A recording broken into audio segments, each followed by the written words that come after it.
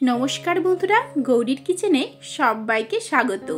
আজকে আমি বানাবো মাছের মাথা দিয়ে লাউ ঘন্ট রেসিপি।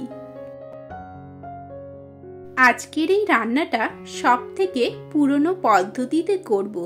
এইভাবে করলে টেস্টটা কিন্তু সবথেকে ভালো আসে। এর জন্য আমি একটা প্রায় 600 গ্রাম ওজনের লাউ ছোট ছোট করে কেটে নিয়েছি। তার সাথে নিয়েছি কাতলা মাছের মাথা, নুন ও হলুদ দিয়ে মেখে নিচ্ছি। কড়াইয়ে প্রায় 4 চামচের মতো সর্ষের তেল দিয়ে দিলাম।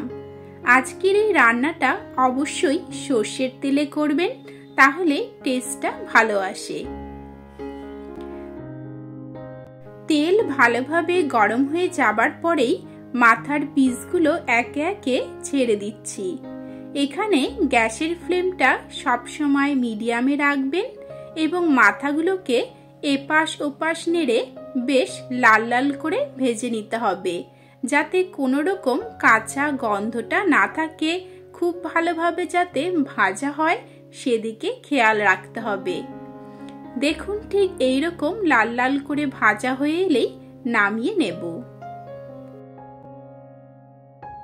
একই তেলের মধ্যে দিয়ে দিলাম হাফ টিস্পুন গোটা জিরে, একটা শুকনো লঙ্কা এবং একটা তেজপাতা ফোড়ন। এগুলোকে একটু নেড়েচেড়ে নিয়েই এর মধ্যে দিয়ে দেব একটা বড় সাইজের থেতো করে রাখা পেঁয়াজ। পেঁয়াজটাকে 2-3 মিনিট নেড়েচেড়ে নিয়ে ভেজে নিচ্ছি, তবে খুব বেশি লাল করে ভাজবেন না। পেঁয়াজ ভাজা হয়ে গিয়েছে। এবারে এর মধ্যে দিয়ে দেব প্রায় হাফ ইঞ্চি মতো আদা পেস্ট, তার সাথে 8টা থেতো করা রসুন। এখন বেশ সুন্দর করে আরো 1-2 মিনিট ভেজে নিচ্ছি, যাতে কাঁচা গন্ধটা না থাকে। সবকিছু যখন ভাজা ভাজা হয়ে আসবে তখন 4টে চেরা কাঁচা লঙ্কা আর একটা টমেটো দিয়ে দিলাম। একটু নেড়েচেড়ে নিয়েই এখানে কিছুটা জল দিয়ে দিলাম, যাতে মশলাগুলো না পুড়ে যায়। এখন এর মধ্যে দিয়ে দেব 1 চামচ নুন, 1.5 চামচ হলুদ গুঁড়ো, 1 চামচ জিরে গুঁড়ো, 1 চামচ ধনে গুঁড়ো এবং তার সাথে হাফ চামচ লঙ্কা গুঁড়ো।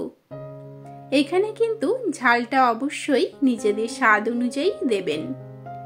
সবকিছুকে বেশ সুন্দর করে মিশিয়ে নিচ্ছি এবং গ্যাসের ফ্লেমটা মিডিয়ামে রেখেই ভালো করে তেল ছাড়া অবধি কষিয়ে নেব। 5 মিনিট পরে ফিরে এলাম। মশলা থেকে দেখুন তেল ছাড়তে শুরু করে দিয়েছে। আমরা কিন্তু মিশিয়ে নিয়ে আরো 3-4 মিনিটের জন্য কষিয়ে নেব। ঠিক যখন দেখবেন এইরকম কষানোটা হয়ে গেছে, তখন এর মধ্যে লাউটা দিয়ে দিচ্ছি।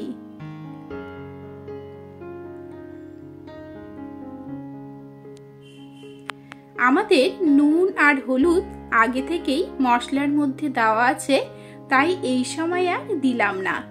এখন ভালোভাবে মিশিয়ে নেব এবং ঢেকে রেখে 10 মিনিটের জন্য হাই ফ্লেমে হতে দিচ্ছি। অবশ্যই এখানে ঢেকে রেখে হতে দেবেন, তাহলে কিন্তু খুব তাড়াতাড়ি সেদ্ধ হয়ে আসে। এখন দেখুন বেশ সুন্দর জল ছাড়তে শুরু করে দিয়েছে। একটু মিশিয়ে নিয়ে আমরা কিন্তু আরো 5 মিনিটের জন্য ঢেকে রাখবো, যাতে লাউটা পুরোপুরি সেদ্ধ হয়ে যায়। আর আজকের এই রান্নার জন্য বাইরে থেকে কোনো রকম জল দেবার প্রয়োজন নেই। লাউ থেকে যে জলটা বেরিয়ে আসবে সেই জলেই কিন্তু লাউ সেদ্ধ হয়ে যায়। এদিকে দেখুন লাউটা অনেকটাই সেদ্ধ হয়ে এসেছে। আমরা কিন্তু একটু মিশিয়ে নেব, যাতে নিচে না লেগে যায়। আবারও 5 মিনিটের জন্য হতে দিচ্ছি। এখন কিন্তু পুরোপুরি সেদ্ধ হয়ে গিয়েছে এবং বেশ গা মাখো মাখো হয়ে এসেছে। এবারে আমি গ্যাসের ফ্লেমটা একদম লোতে রাখবো এবং ভেজে রাখা মাছের মাথাটা এর মধ্যে দিয়ে দেব। তার সাথেই দিয়ে দিচ্ছি কুচিয়ে রাখা ধনে পাতা।